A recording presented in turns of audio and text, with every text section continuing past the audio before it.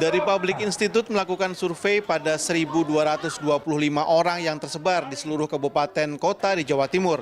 Hasilnya 47,6% responden mengaku sudah divaksin, 27,9% belum divaksin, dan 20,4% responden mengaku tidak mau divaksin. Survei menyebut sebagian yang tidak mau divaksin tinggal di perkotaan dengan tingkat pendidikan terakhir SMP. Jika melihat penduduk Jawa Timur sebanyak 40 jutaan orang, maka 20,4% warga yang tidak mau divaksin ini berjumlah lebih dari 8 juta orang. Vaksin mereka anggap akan membuat tubuh menjadi sakit. Vaksin juga dianggap bertentangan dengan ajaran agama yang mereka anut, atau vaksin dianggap bermuatan politik.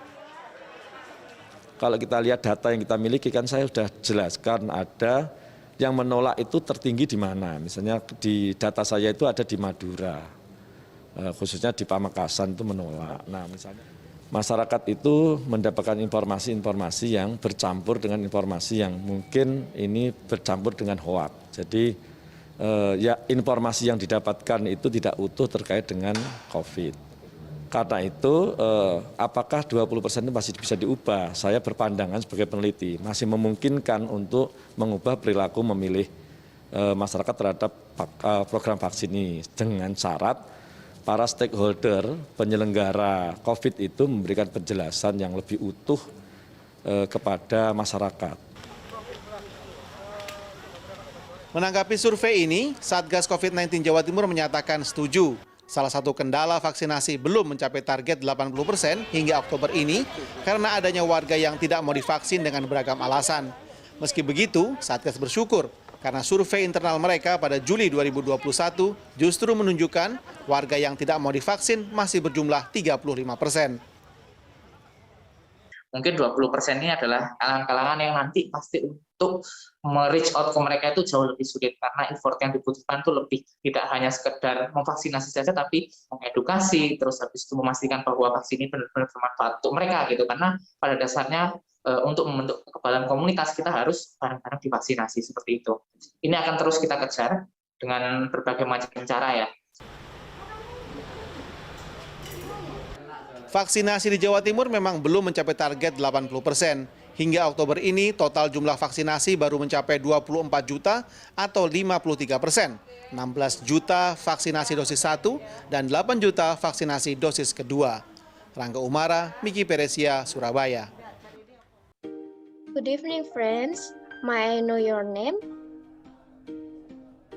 Yes, my name is Nurul Akmarina. So here you go. I have an interview assignment for an English assignment. Would you like to help me? Of course. Okay, fine. I will ask about vaccination. Have you been vaccinated? Already. What does of vaccine? Sinovac vaccine. Are there any side effects that are felt? At least the body is a little stiff. Then I want to ask, what is your response to the many hoax news circulating in the community about vaccination and how to avoid being easily consumed by the hoax news? In my opinion, we as good citizens must believe that this is the president's proposal. So surely Mr. Jokowi has thought carefully about this. And we must also be wise in using social media and must be able to distinguish between right and wrong. And what do you want to convey to people who have not been vaccinated because they have been consumed by the hoax news? Come on, ladies and gentlemen, get vaccinated so that Indonesia is quickly free from COVID-19. Well, thank you very much for your answer. I hope you and your family are always healthy and protected from COVID-19. Yes, you're welcome. See you. See you. Good evening, friends. May I know your name? Okay, my name is Sunda Asima Herani. So here you go. I have an interview assignment for an English assignment. Would you like to help me? Of course. Okay, fine. I will ask about vaccination. Have you been vaccinated? Already. What does a vaccine? May I know? Moderna. Are there any side effects that are felt? Thankfully, there's none.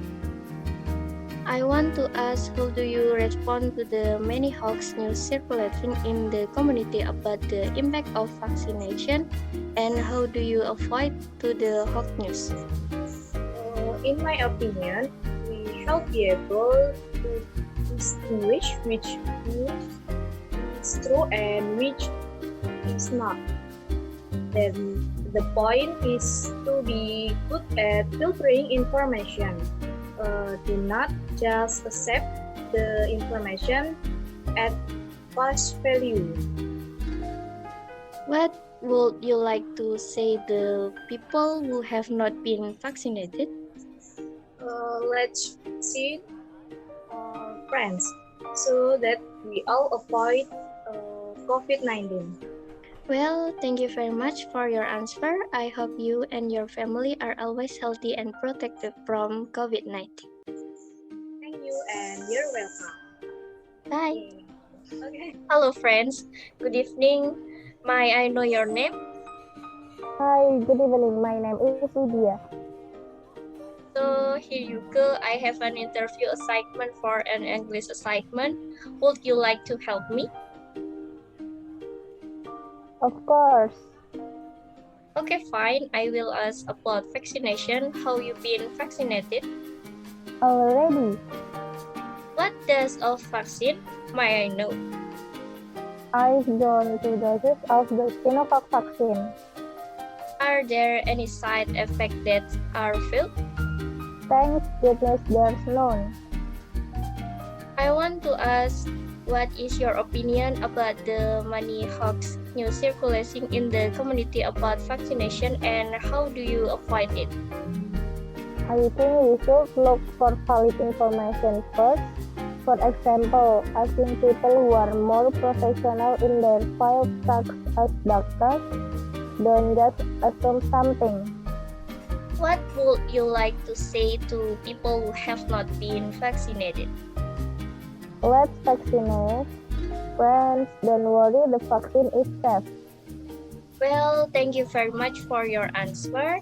I hope you and your family are always healthy and protected from COVID-19. Thank you very much. You're welcome. So the essence of what was conveyed by our sources is, we as good citizens must be able to be wise in social media so that they are not easily consumed by hot news. We have to find out the source. Don't just follow the news on social media, including the hot news about the impact of the COVID-19 vaccination. So friends who haven't been vaccinated, let's get vaccinated immediately. Thank you very much. See you.